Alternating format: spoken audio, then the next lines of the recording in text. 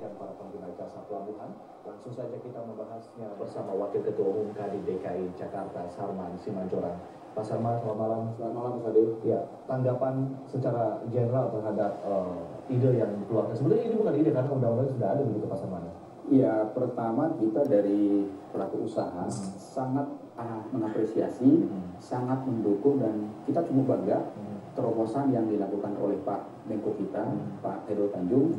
Belum ada sebulan ya beliau menjadi Menko, tapi sudah banyak terobosan-terobosan yang dilakukan karena beliau sangat-sangat rajin turun ke lapangan melihat kesulitan-kesulitan apa yang dihadapi oleh pelaku usaha.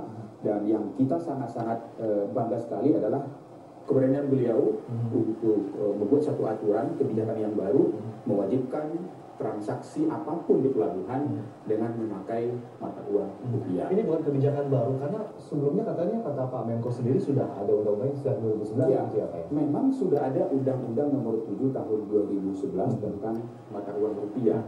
Tapi memang kita tidak tahu mengapa pemerintah kita, atau katakanlah dari dulu pemerintah tidak menerapkan hal itu. Itu menjadi satu pertanyaan. Tapi ya kita tidak perlu berpolemik dalam hal itu, tapi yang jelas bahwa kita dunia usaha sangat apresiasi, dan saya rasa ini sesuatu terobosan yang luar biasa yang dilakukan oleh Pak Menko ini. Anda menyatakan dan juga mungkin kalangan dunia usaha mengapresiasi apa yang dilakukan oleh Pak CT begitu ya. Betul. Tapi itu artinya bahwa apa yang dilakukan oleh Pak CT itu sulit. Tidak sulit sebenarnya. Tidak sulit ya, cuma apa halangannya kemudian sampai kemudian pengusaha kemudian harus membayar dalam biaya dolar, artinya kan mengikuti biaya kurs dolar kadang-kadang lebih tinggi, begitu kadang-kadang lebih mahal. Iya memang ya kita mendapat informasi ya, tapi kebenarannya nanti kita cek bahwa memang otoritas pelabuhan kita sangat berharap memang transaksi itu melalui dolar. Ya, tapi bagi pelaku usaha, pelaku importer dan eksportir ini sebenarnya itu sangat-sangat menyulitkan sekali. Ya, apalagi mereka harus menukar dolar dengan begitu banyak untuk membayar dengan pakai dolar.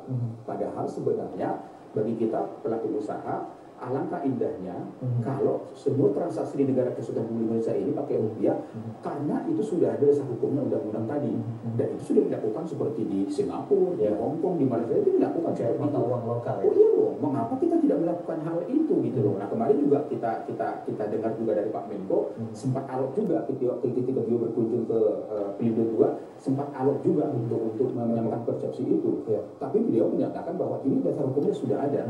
Jadi saya rasa memang ya kita tidak tahu mengapa pemerintah dari 3 tahun yang lalu ketika undang-undang itu diberlakukan tidak diterapkan gitu loh. Harapan kita ke depan bukan hanya di pelabuhan, Mas Adi. Saat ini juga kita lihat seperti penjualan properti masih pakai dolar, gas masih pakai dolar, beberapa transaksi yang lain juga masih pakai dolar. Kalau menurut saya